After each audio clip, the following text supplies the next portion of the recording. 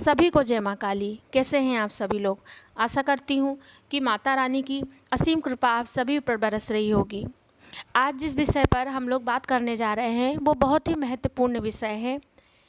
आपने कई वीडियो में मुझसे और बहुत से ऐसे साधक हैं जिनसे आपने सुने होंगे कि अगर हमें भक्ति में आगे बढ़ना है, अगर हमें आध्यात्मिकता में आगे बढ़ना है, तो हमें अपनी जीवन शैली में अपने आप में भी कुछ परिवर्तन लाने पड़ेंगे। अगर हम मंत्र जाप कर रहे हैं, अगर हम पूजा पाठ कर रहे हैं, तो हमें इससे स्पष्ट है कि हम भक्ति मार्ग में आगे जाना चाहते हैं। तो आज का जो वीडियो है बिल्कुल भी आप लोग स्किप नहीं कीजिएगा। आज का ये जो वीडियो है, आज की ये जो बातें हैं, ये वह भी सुने जो कि पहले से साधक हैं, और वह भी सुने जो कि नए नए साधना क्षेत्र में या भक्ति मार्ग से में जुड़े हुए हैं। आज मैं आपको ऐसे 10 बातें बताऊंगी जिसको फॉलो करके आप अपने अंदर काफ़ी सुधार या आप अपनी भक्ति मार्ग में काफ़ी सुधार आपको देखने को खुद ही मिलेगा। देखिए, जो सवारी सिद्धि वाले होते हैं उनके नियम कुछ अलग होते हैं, लेकिन ये जो मैं नियम 10 बता रही हूँ ये हर वो आम साधक के लिए नियम है, ये हर आम भक्त के लिए वो नियम है जिसको करके या जिसे हम जब नहीं कर रहे हैं तो कहीं ना कहीं हम गलती कर रहे हैं और इन्हीं गलतियों के कारण हमें कोई फ़ायदा या कोई अनुभव नहीं हो रहा है। तो चलिए वीडियो को आगे बढ़ाते हैं। वीडियो को पूरा देखिएगा अंत तक, और ज़रूर आप इनमें से कुछ में तो आप अपने अंदर ज़रूर बदलाव लेके आइएगा। ठीक है, देखिए, सबसे पहला जो है वो ये है कि अगर आप मंत्र जाप करते हैं, ठीक है, अगर आप पूजा कर रहे हैं, मंत्र जाप कर रहे हैं, तो आपके घर में सिर्फ आप ही नहीं होंगे, बहुत सारे होंगे। आप कोई साधु संत तो नहीं हैं, आप फैमिली वाले हैं। आपके घर में बच्चे हो सकते हैं, पत्नी या पति या बहुत से मेंबर हो सकते हैं फैमिली में। ज़रूरी नहीं है कि आप जिस क्षेत्र में आगे बढ़ रहे हैं या आप जिस भक्ति में हैं सभी उस भक्ति में हो। तो हो सकता है आपके मंत्र जाप करने से, आपकी पूजा पाठ से किसी को दिक्कत हो, परेशानी हो, या आपसे घर में आपस में किसी का झगड़ा हो रहा हो या बहस हो रहा हो। तो अगर आप मंत्र जाप कर रहे हैं, आपको इस बहस में शामिल नहीं होना है, आपको झगड़ा लड़ाई नहीं करना है। अगर आप झगड़ा लड़ाई करेंगे, अगर आप नेगेटिविटी को अगर अट्रैक्ट करेंगे, अगर आप खुद नकारात्मक होंगे मंत्र जाप पूजा पाठ करने के बाद, तो आपको अनुभव नहीं होगा। आप जो थोड़ा बहुत ओरा बना रहे हैं वो ओरा आपका ख़त्म हो जाएगा, और फिर आप कहेंगे कि हम तो करते जा रहे हैं लेकिन हमें क्या हो रहा है, कुछ अनुभव नहीं हो रहा है। तो पहला बदलाव आपको यही करना है कि अगर आप मंत्र जाप कर रहे हैं, भक्ति कर रहे हैं, तो आपको ज़्यादा झंझट में, लड़ाई झगड़े में, बहस में नहीं पड़ना है। दूसरा, बहुत से लोगों की आदत होती है छोटी छोटी बातों में जगह जगह झूठ बोलने की। देखिए, ये कलयुग है, यहाँ पे कोई भी सच्चाई का पुतला नहीं है, ये मैं भी जानती हूँ।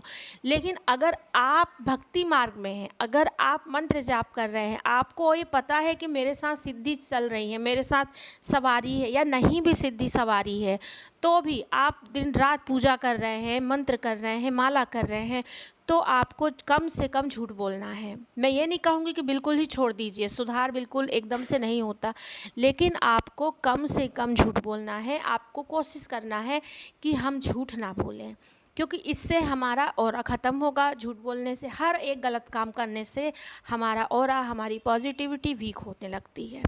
तो ये दूसरी चीज़ है। तीसरा नियम जो है, सफाई का ध्यान रखना। आपको सफाई का ध्यान रखना है। अगर आप मंत्र जाप कर रहे हैं, पूजा पाठ कर रहे हैं, आप भगवान में बिल्कुल रमे हुए हैं, अगर आप वॉशरूम जाते हैं, टॉयलेट जाते हैं, तो आपको साफ़ सफाई का बहुत ध्यान रखना है।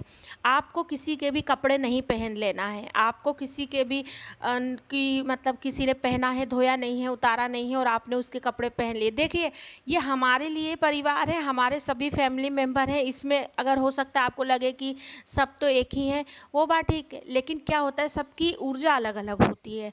अगर आपकी ऊर्जा अच्छी है, हमेशा फ्लो जो होता है वो ऊपर से नीचे की तरफ होता है।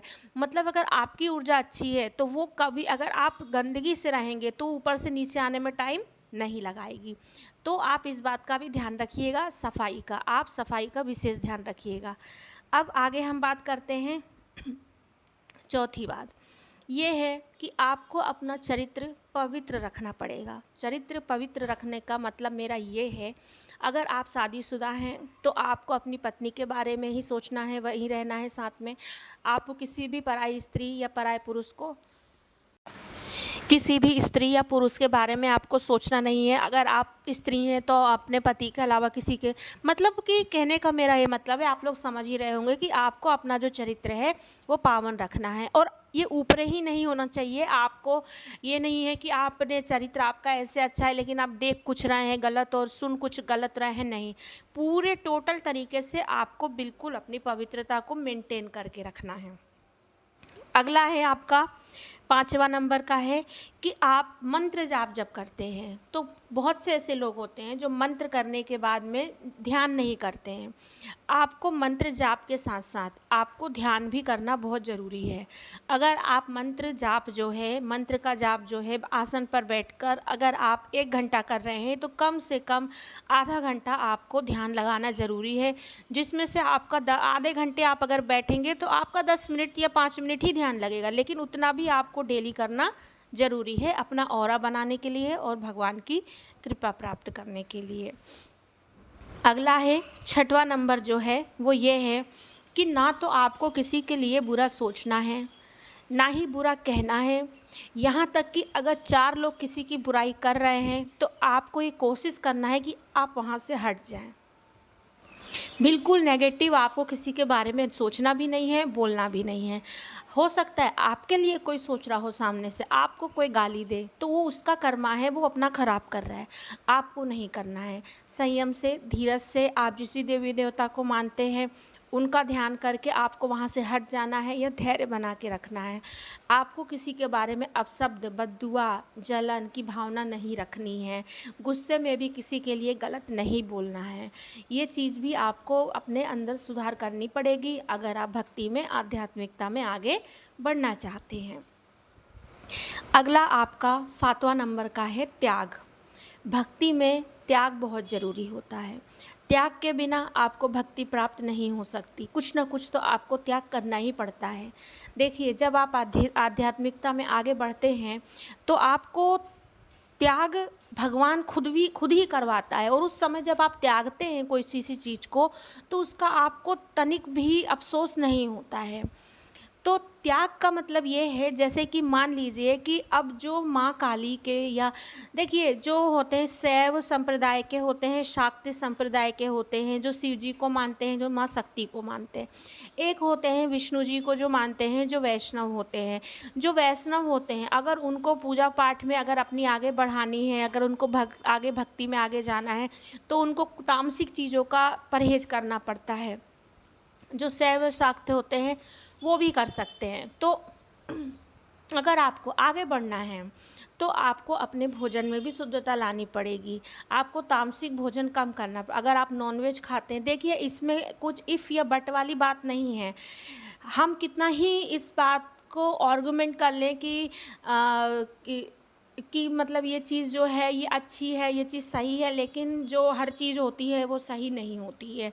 ये आप भी जानते हैं मैं किस विषय में बात करूँ। तो जितना हो सके अपना भोजन शुद्ध रखें, तामसिक भोजन ना करें, सात्विक करें अगर आप पूजा पाठ या भक्ति में हैं तो।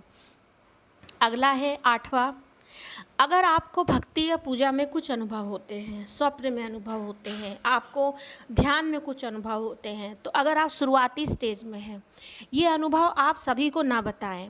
यहाँ तक कि अपने घर में भी किसी मेंबर को, फैमिली मेंबर में भी आप ये सारे अनुभव सबको ना बताएं, क्योंकि इसके बाद अगर आप बताएंगे तो आपके अनुभव जो हैं वो बंद हो सकते हैं। सब लोग आपकी बात का विश्वास नहीं करेंगे, जो करेंगे वो तो ठीक है, लेकिन जो नहीं करेंगे वो अपमान भी कर सकते हैं देवी देवता का। तो आपकी देवी देवता का अपमान होगा। वो आपकी जब से, आपके भक्ति से, जाप से प्रसन्न होकर आपको दर्शन मिले हैं, सबके लिए नहीं है जो आप प्रसाद बांट रहे हैं। तो आपको अनुभव जो है वो आपके नहीं बताने हैं। अगला है 9वां नंबर कि अगर आप आपके ऊपर सवारी आ रही है तो भी, अगर आपके ऊपर सवारी सिद्धि नहीं है तो भी, नए नए साधक हैं तब भी, पुराने हैं तब भी, किसी की सवारी का, किसी की भी शक्ति का, किसी की सिद्धि का आपको मजाक नहीं उड़ाना है, आपको अपमान नहीं करना है तब तक जब तक कि आप पूरे तरीके से जान ना लें कि इसके साथ कौन सी सिद्धि चल रही है, इसके साथ कौन सी शक्ति चल रही है। और अगर आपको खुद को भी शक्ति सवारी आ रही है तो आपको अपनी भी शक्ति का या सवारी सिद्धि का अपमान नहीं करना है कि मतलब ये क्या आ गई माता, क्या ही आ गई, नहीं आती तो ऐसा होता, मैं तो परेशान, नहीं, ऐसा नहीं करना है आपको।